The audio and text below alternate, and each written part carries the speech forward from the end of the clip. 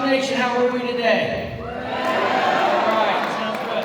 Hey, we go over on Veterans Day. We come up here, and you guys have been fabulous today, coming in here and being quiet and listening to everything going on.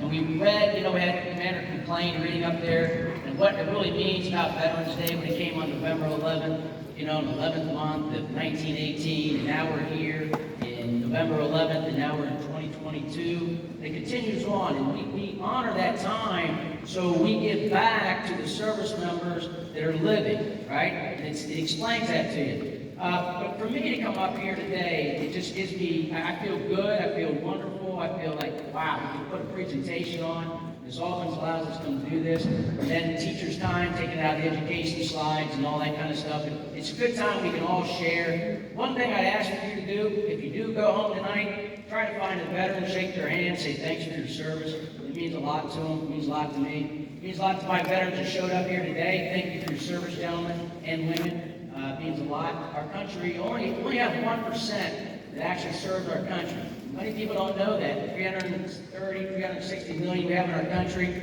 about 3.3 million actually serves. That's 1%. So when you see a service member, they make the most ultimate sacrifice. Change that screen. Go one more, please. We look up there, and on the screen it says, "The bravest are surely those who have the clearest vision of what is before them. Glory and danger alike, and yet notwithstanding, go out to meet it." So we have one person today that's come here, is our honored guest. She's coming for 26 years serving this great country of ours, giving an ultimate sacrifice for those 26 years, going in being an Apache helicopter pilot, commissioned in 1994, served until 2020.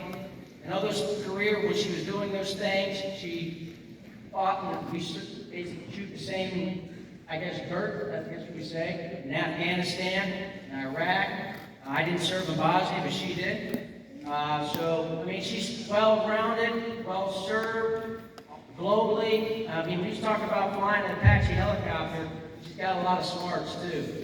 Difficult, aircraft to fly and maneuver, but she's done that. And then she transitioned to a G1, which basically talk about human resourcing. She led one of the biggest human resource in the First War, talking about, 40,000 or so, and having that responsibility.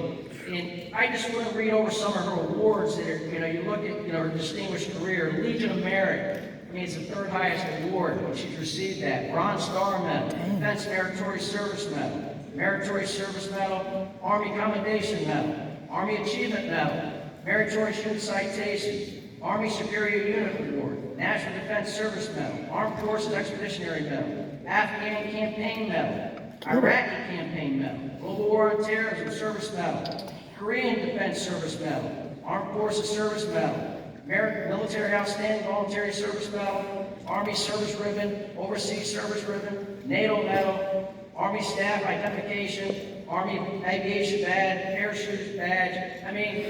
What a storied career. 26 years, serving the Army, and I would tell you, she just wants to come up here and tell her story, and we're going to do that right now. So Colonel Litvin, if you would come up here and join us on stage here to see our things.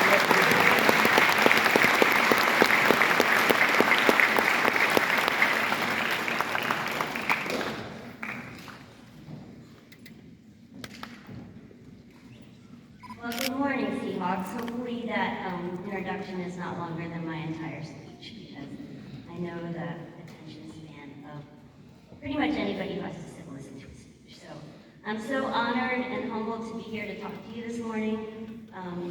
I only had one nightmare about getting lost in school. I think everybody has that dream before they start school, getting lost in school. So I only had that dream one time today, so that's pretty good. The theme this year for Veterans Day from the Department of Veterans Affairs is honor. Honor is the adherence to what is right. Honor is fulfilling an obligation or agreement. And the Army definition, because the Army has to have their own definition of everything, is a matter of carrying out, acting, and living the values of respect, duty, loyalty, selfless service, integrity, personal courage in everything you do. So these definitions, they're really outward focused, but I think it's really important to think of honor inward focused as well. I think treating yourself with honor foundation to live an honorable life, and there's no better time to start than right now. So let me explain.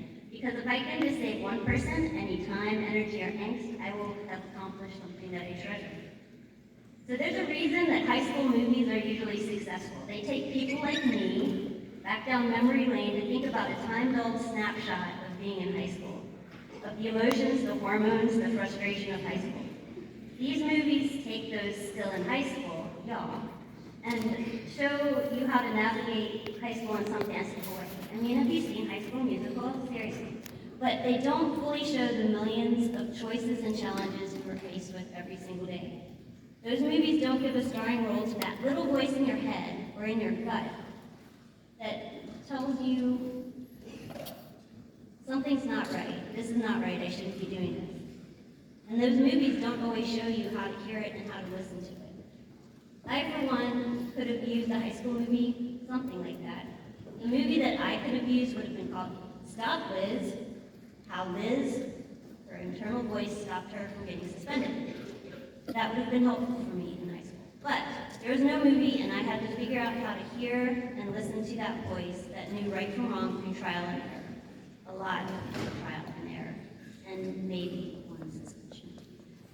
So now I understand that listening to that little voice is honoring myself and keeping myself safe and making good decisions.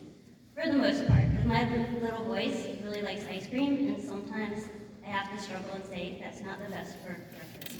So I did not have the challenge of social media when I graduated high school in the last century, 1990. I get the allure, a perfectly curated, enviable life that totally cuts out that little voice.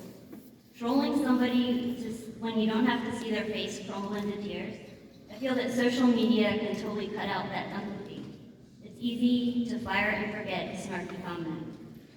But your little voice knows, that little voice inside knows it's not the right thing to do. And it tries to help you feel what you would feel in a similar situation. It's trying to help you build that strong character and backbone to do what is right, to honor yourself and your future by making good decisions and respecting yourself.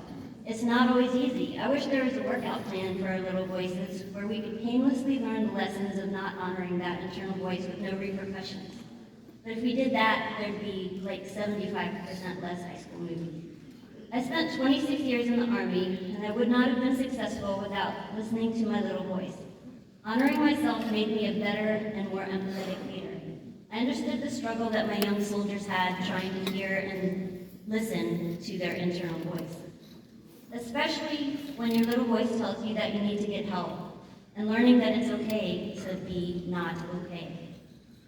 There are so many resources to help you regain balance and feel okay again, but you have to listen to that little voice and ask for help. Acknowledging that you're not okay can be one of the bravest things you do, and it makes that little voice inside a little stronger. So as I leave you today, think about how you honor and respect yourself. Are you listening to that little voice, or do you need more practice? It's not always easy. There's a million quotes about choosing the harder right over the easier wrong, but the more you listen, the easier it gets. So I think we have some pictures up here, and so these are some of the best memories from my service, and from me learning to fly helicopters in the upper left. You have my granddad pinning on my wings. I did time in Korea, Japan, then you see Iraq there on the left. The bottom two pictures are me coming home from Afghanistan, which was one of the best days of my life, coming out of there. And then in the very middle, I think it's very important to find a good partner to go through life with. And my husband, he retired with 21 years of service. I won't mention that I ended up outranking him. And it was an amazing career. And I'm grateful that I had a partner who was so supportive. So if I could talk to the high school me today, there'd be three things I would tell her. I would tell this. Listen to and honor that little voice. It will keep you out of trouble. If it feels like it's wrong, 99% chance it is wrong. Listen to and honor your body. Your teenage body, nothing hurts, you are strong, you can do whatever you want if you set your mind to it. Appreciate and honor what you have now. 30 years from now, it will not be the same.